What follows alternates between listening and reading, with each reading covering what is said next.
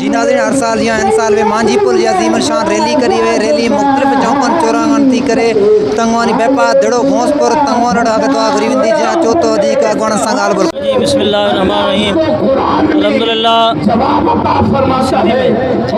ये 14 सालाना जश्न ईद मिलादुन्नबी सल्लल्लाहु अलैहि वसल्लम रैली जुलूस मांझी पुल खां हर साल निकिरंदी रहे थी पई ऐं जेका आहे तंगवानी पुल खां तंगवानी शाख सां दड़ी गौसपुर शरीफ जे तरफ़ खां बि इख़्तितामी दुआ मांझी पुल थींदी रहे थी।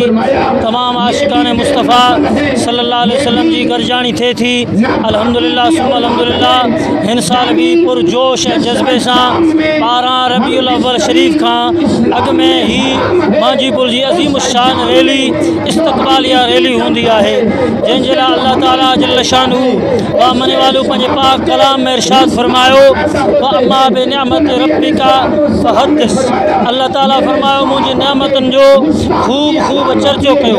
यानी ॿियूं निअमतूं बि रब्बे ज़ुल जलाल वल इकराम जूं घणियूं आहिनि, पर सभिनी नेमतनि खां मथे जेका नेमत आहे उहा आका करीम रऊफ़ुर रहीम ताजदार मदीना सल्लल्लाहु अलैहि वसल्लम जी ज़ात बाबरकात आहे। तॾहिं त कंहिं आशिक़ चयो आहे ख़ूब पंहिंजे सिंधी ज़ुबान जे अंदरि पाण फरमाए थो त हिन ईद खां वधि ॿी न काई ईद आहे, हिन ईद खां वधि ॿी न काई ईद आहे। बसि भाग वारा थामल आहिनि ईद मिलादुन्नबी सल्लल्लाहु अलैहि वसल्लम। कहीं वरी आशिक़ चयो आहे सदाई दुरूदों की आती रहेंगी जिन्हें सुन के दिलशाद होता रहेगा, खुदा अहले सुन्नत को आबाद रखे, मदनी का मीलाद होता रहेगा, मदनी का मीलाद होता रहेगा। हज़रत शाह अब्दुल लतीफ़ भेट जो घोट लतीफ़ फरमायो आया आस थियाम मुंहिंजा ॿारो चात भंभोर में पसी पहर पुनू जे मुंहिंजा नैणी नैण ठरियाम वो गूंदर सभु विसरियाम सुखन शाखूं कढियूं। मां तमामु शुक्रगुज़ार आहियां पंहिंजे दोस्त ऐं मोहतरम जनाब फ़कीर मसूद अहमद बाजखानी साहिब जो धरती न्यूज़ जा जेके रिपोर्टर आहिनि ऐं हर टाइम असांजो रिपोर्ट हलाईंदा आहिनि। अल्लाह ताला उनजे उमिरि में बरकत नसीब फरमाए, अल्लाह ताला पूरे कायनात जे हाल जे मथां रहम करम फरमाए। मिलादुन्नबी जे महफ़िलनि जे सदके रेलनि जे सदके अल्लाह ताला जल्ल शानु मने वालो हर फितना फसाद झेड़ा झगड़ा दूर फरमाए। वमा अलैना इल्लल बलागुल मुबीन।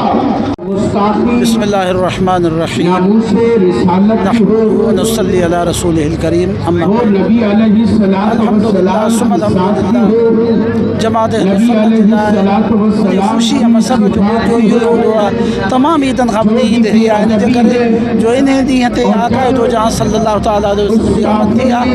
उहा रबीउल अव्वल शरीफ जे अव्वल खां वठी जुलूस जारी हूंदा आहिनि, जलसा जारी हूंदा आहिनि, छाजे करे जो सॼे साल भर में उम्मत मुस्लिमान हुज़ूर आमद जो ख़ुशी मल्हाईंदी रहंदी आहे। इहा ईमान जी अलामत आहे, ईमान जी निशानी आहे, ईमान जी तकमील जो बाइस आहे। ईमान जो मुकमल आहे ऐं ईमान में तरक़ी आहे त हुज़ूर आमद सां ख़ुशी मल्हाईंदो हमेशह। इन करे जो नबी पाक सल्लल्लाहु अलैहि वसल्लम असले कायनात आहिनि, कायनात जो बुनियाद हुज़ूर जी ज़ात आहिनि, उम्मे कायनात में रसूलुल्लाह जी ज़ात आहे। यानी कायनात में हर शइ जो बुनियाद रसूलुल्लाह जी ज़ात आहे।